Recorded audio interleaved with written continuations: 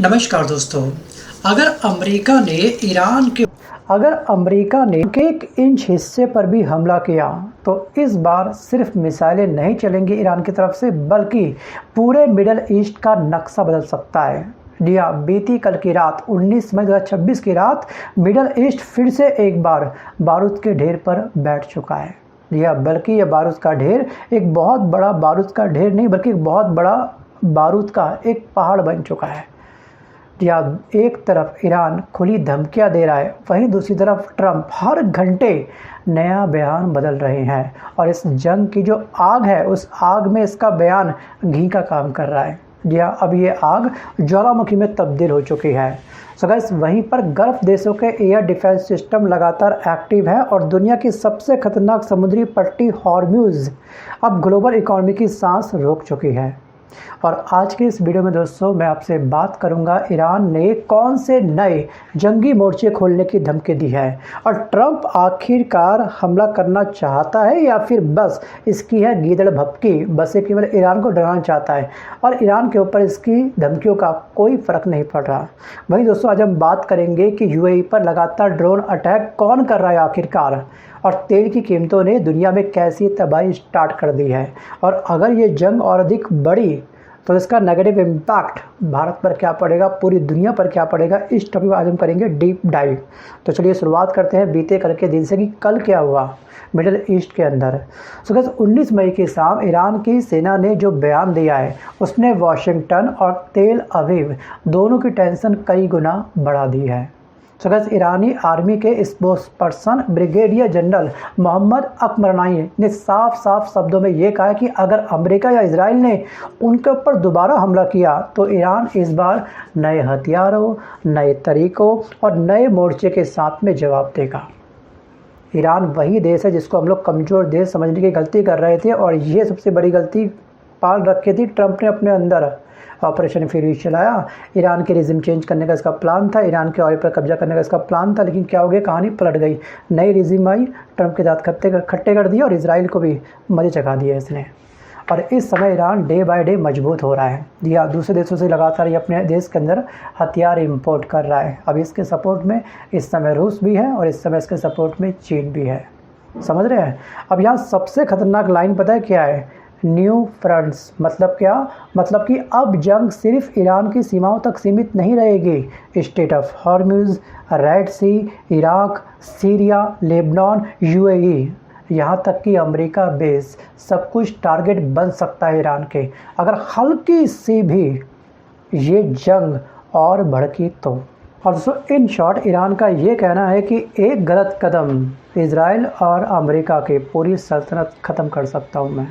जी हाँ, ईरान दुनिया का अकेला ऐसा देश है जिसने पिछले 20 साल में प्रॉक्सी वॉर नेटवर्क को हथियार बना दिया अपना। आंकड़े अगर हम ध्यान से सुनेंगे दोस्तों तो मिडिल ईस्ट में अमेरिका के लगभग 45,000 सैनिक, 19 से ज़्यादा अमेरिकी बेस और गल्फ रीजन से गुजरता है दुनिया के करीब 21% तेल व्यापार, और हॉर्म्यूज से रोज़ गुजरते हैं लगभग 2 करोड़ बैरल तेल। अगर यहाँ पे जंग भड़की तो ये सिर्फ मिसाइल नहीं चलेंगे, यहाँ पर ध्यान रखिएगा, पूरी दुनिया की अर्थव्यवस्था हिल जाएगी।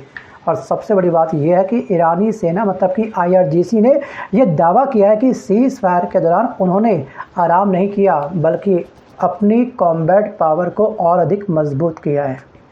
यानी कि ये सीज़ फायर था, जो टेम्परेरी जंग रोकी गई थी, उसमें हर देश अपनी अपनी तैयारी कर रहा था। सोचिए, इजराइल अमेरिका से लगातार कई टन हथियार मंगवा रहा था और ईरान अपने ड्रोन की मैन्युफैक्चरिंग बढ़ा रहा था, अपने मिसाइल की मैन्युफैक्चरिंग बढ़ा रहा था, दूसरे देशों के साथ में रिलेशन बना करके वहाँ से हथियारों को इंपोर्ट करवा रहा था। अभी हाल ही में आपको याद होगा दोस्तों, ईरान के विदेश मंत्री गए थे पुतिन से मिलने के लिए, जहाँ पर उन्होंने S-400 एयर डिफेंस सिस्टम की मांग करी है उनसे, तो वो वहाँ से आने वाले हैं। मतलब तैयारी जोरों शोरों में है। तो कहते ईरान अब सिर्फ बचाव की भाषा नहीं बोल रहा है, जी हाँ, अब वो जवाब नहीं बल्कि हिसाब मांग रहा है। सोचिए, अब बात करते हैं डोनाल्ड ट्रंप की। और दोस्तों ट्रंप ने ना व्हाइट हाउस में मीडिया से बात करते हुए साफ साफ ये दावा कर दिया है कि मैं ईरान पर बड़ा हमले करने के फैसले से सिर्फ 1 घंटे दूर हूँ। जी हाँ, 1 घंटे दूर, यानी कि अमेरिका फाइटर जेट तैयार हैं, मिसाइल सिस्टम एक्टिव है, नेवी हाई अलर्ट पर है और हमला लगभग तय है। लेकिन फिर ट्रंप कहते हैं कि उन्होंने हमला रोक दिया। क्यों? क्योंकि डील की उम्मीद अभी इनके अंदर बाकी है। क्या पता डील हो जाए।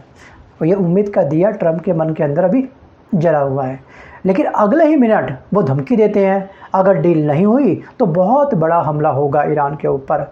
भैया अब डिसाइड कर लो आपको करना क्या है, आपको हमला करना है या फिर शांति समझौता करना है। और दोस्तों कुछ एक्सपर्ट्स का मानना ये है कि ट्रंप इस समय दो चीज़ें एक साथ करना चाहते हैं ईरान के साथ। पहला तो ये कि युद्ध का डर बना करके ईरान पर एक दबाव बनेगा कि मैं युद्ध कर रहा हूँ, मिसाइल अटैक कर रहा हूँ, ये अटैक वो अटैक, ठीक है, एक प्रेशर बनेगा ईरान के ऊपर। लेकिन वो काफ़ी हद तक हमको विफल होता हुआ दिखाई दे रहा है। लेकिन फुल स्केल वॉर से बचना भी चाहता है दूसरी तरफ अमेरिका, क्योंकि अमेरिका जानता है कि इराक और अफ़गानिस्तान जैसी गलती दोहराना इतना आसान नहीं होगा अमेरिका के लिए। और दोस्तों याद रखिएगा कि अमेरिका ने अफ़गानिस्तान में 20 साल बिताए जंग में, कम से कम लगभग $2 ट्रिलियन खर्च किए, हज़ारों सैनिक अपने खोए और आखिर में वापस लौटना पड़ा।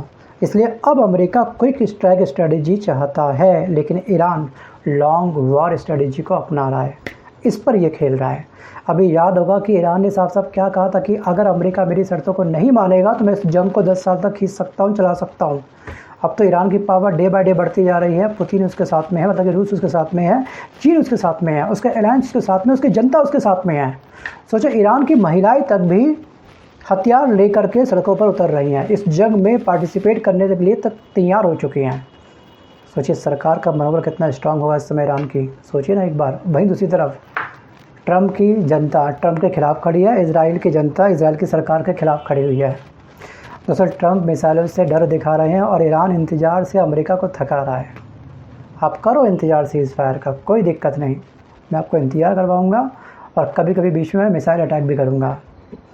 दोस्तों ईरान के ना सुप्रीम लीडर के करीबी हैं, एक सलाहकार हैं और IRGC के ये पूर्व कमांडर भी हैं, मोहसिन रजाई ने बीते कल के दिन एक बयान दिया था जिसने अमेरिका मीडिया तक एक बहुत बड़ी हलचल पैदा कर दी थी।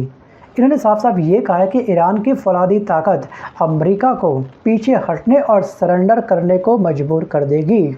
और ध्यान दीजिएगा, ईरान सिर्फ जवाबी हमला करने की बात नहीं कर रहा है, वो अमेरिका को कमज़ोर करने की बात कर रहा है, या अमेरिकी कमज़ोरी को खुल करके ये निशाना बना रहा है कहीं ना कहीं। सगैस मोहसिन रज़ाई ने ट्रंप का मजाक उड़ाते हुए ये भी कहा है कि पहले हमला तय करते हैं फिर खुद ही उस हमले को कैंसिल कर देते हैं। ये एक बहुत बड़ा कटाक्ष है। सोचिए दुनिया का सबसे ताकतवर देश अमेरिका, अमेरिका का राष्ट्रपति ट्रंप, उसको लेकर इतना बड़ा कटाक्ष किया इन्होंने, मोहसिन रज़ाई ने।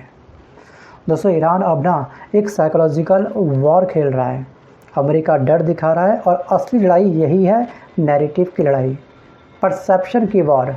कौन मजबूत दिखता है और कौन कमज़ोर दिखता है, कौन पीछे हटता है और कौन आगे बढ़ता है। क्योंकि आधुनिक जंग ना सिर्फ बॉर्डर पर नहीं लड़ी जाती, आज की जंग टीवी स्क्रीन, सोशल मीडिया पर पोस्ट और लोगों के दिमाग के द्वारा भी लड़ी जाती है। और इस जंग में ईरान काफ़ी सोच समझ करके अपनी चालें चल रहा है। बाकी इस पे आपका क्या विचार है, कौन सा पक्ष स्ट्रांग है, कौन सा पक्ष कमज़ोर है, अपनी राय आप मुझे कमेंट करके ज़रूर बताइएगा। चलिए वापस आते हैं टॉपिक पर और अब सुनिए दोस्तों सबसे खतरनाक अपडेट के बारे में। सो गाइस UAE के डिफेंस मिलिट्री ने ये दावा किया है कि पिछले 48 घंटे में उसके ऊपर एयर डिफेंस सिस्टम ने 6 ड्रोन मार गिराए हैं। जी हाँ, इनमें से कुछ ड्रोन कथित तौर पर बराक न्यूक्लियर प्लांट की तरफ बढ़ रहे थे। सोचिए इस समय न्यूक्लियर प्लांट भी एक बहुत बड़े खतरे में है, तो उसके नतीजे सिर्फ एक देश तक सीमित नहीं रहते हैं। जी हाँ, यही वजह है कि पूरे गल्फ़ में हाई अलर्ट जारी कर दिया गया है और रिपोर्ट के मुताबिक ड्रोन इराक की दिशा से आए थे। या कई संदिग्ध मिलिशिया ग्रुप्स एक्टिव हैं इस समय UAE के आसपास और इनमें से कुछ ग्रुप्स को ईरान समर्थक माना जाता है। लेकिन अभी तक ना कोई भी आधिकारिक जिम्मेदारी नहीं ली गई है कि यह हमला हमने किया था। मतलब कि शैडो वार स्टार्ट हो चुका है, जहां हमला कोई करता है लेकिन खुलकर नाम सामने नहीं आ पाता कि हमला किया किसने है। तो बस मिडिल ईस्ट में अब जंग सिर्फ ज़मीन पर नहीं है, आसमान में भी हमको उड़ती हुई दिखाई दे रही है मौत का तांडव, या मुसीबत का तांडव, संकट का तांडव। दोस्तों इस जंग का असर अब सिर्फ मिडिल ईस्ट तक सीमित नहीं रहेगा। केन्या में तेल की कीमतें इतनी बढ़ गई हैं कि लोग सड़कों पर उतर आए हैं। और रिपोर्ट्स के मुताबिक 4 लोगों की मौत, 30 से ज़्यादा लोग घायल हो चुके हैं। और यही मंजर हमको अपने इंडिया के अंदर भी दिखाई दे रहा है। गुजरात में किस तरह से मारपिटाई हुई थी पेट्रोल को लेकर के। जी हाँ, पेट्रोल की कीमतों पर हिंसक प्रदर्शन हो रहे हैं और ये सिर्फ शुरुआत है। अगर स्टेट ऑफ हॉर्मुज़, जी हाँ, ये हॉर्मुज़ में अगर तनाव बढ़ता है तो पूरी दुनिया में पेट्रोल महंगा होगा, डीजल महंगा होगा, फ्लाइट महंगी होगी, ट्रांसपोर्ट महंगा होगा, ट्रांसपोर्ट पर डिपेंड हर चीज़ महंगी होगी। खाने पीने का सामान, सब्जी, फल सब महंगा होगा। सो गाइस, भारत भी इससे बच नहीं पाएगा, ध्यान रखिएगा। मैं अगेन बोल रहा हूँ इस बात को आप लोगों को, क्योंकि भारत अपने तेल का बड़ा हिस्सा इंपोर्ट करता है। 85% क्रूड ऑयल हम लोग इंपोर्ट करते हैं और हमारी जो क्रूड ऑयल की स्टोरेज कैपेसिटी है वो काफ़ी कमज़ोर है। जो चीज़ हम लगातार बाहर से मंगा रहे हैं तो वो एडवांस में कुछ अपने पास रखना चाहिए था स्टोर करके। हमने रखा है स्टोर करके, ऐसी बात नहीं है, बट अन्य देशों के मुकाबले इस विश्व गुरु की अभी कंडीशंस काफ़ी कमज़ोर है। तुमको इस पर फोकस करना चाहिए था। हमारे पेट्रोल मंत्री को इस पर फोकस करना चाहिए था। हमारे विश्व गुरु के बाबूजी जो पीएम मोदी जी हैं उनको भी ध्यान देना चाहिए था। एक तो होता है कि ठीक है, किसी बाबा ने पर्ची निकाल दी होगी, क्या पता हो सकता है उसने बोल दिया होगा रुक जाओ, इतना स्टोर मत करो, आने वाले 2026 के जून या फिर एंड तक हमारे देश के अंदर कुएं एक अवतार लेगा, क्रूड ऑयल का अवतार होगा, हमारे यहाँ पर एक बहुत बड़ा कुआं हमको मिलने वाला है। तो क्या पता इसलिए हम लोग कूल हो गए हों। इस पर आपका क्या विचार है? क्या सच में हमको स्टोरेज कैपेसिटी पर ध्यान देना चाहिए था? Think about it. और दोस्तों, इन शॉर्ट मेरा कहने का अर्थ सिंपल सा केवल इतना है कि मिडल ईस्ट में चलने वाली मिसाइल आपके शहर में महंगाई बनकर गिर सकती है। तो दोस्तों, 19 मई बीते कल के दिन की रात दुनिया एक बेहद खतरनाक मोड़ पर खड़ी है।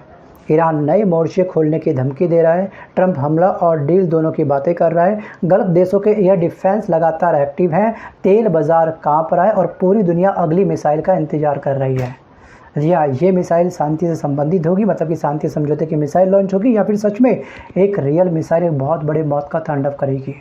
अब सवाल सिर्फ ये नहीं है कि जंग होगी या फिर नहीं होगी, सवाल ये है कि अगर जंग स्टार्ट हुई तो उसे रोक कौन पाएगा? क्या अमेरिका इतना कैपेबल है कि वो रोक पाए? क्या इजराइल इतना कैपेबल है कि इस जंग को रोक पाए, मुँह तोड़ जवाब दे पाए ईरान को? क्या ईरान इतना कैपेबल है? Think about it. सो बस कमेंट करके आप मुझे पक्का बताइएगा, क्या अमेरिका और ईरान के बीच में फुल स्केल वॉर हो सकती है या फिर बहुत ही जल्द होगा शांति समझौता? आपको क्या लगता है? कमेंट करना मत भूलिएगा। सो बस आज के इस वीडियो में बस के इतना ही। मिलता हूं जल्द एक नए वीडियो के साथ, तब तक के लिए धन्यवाद।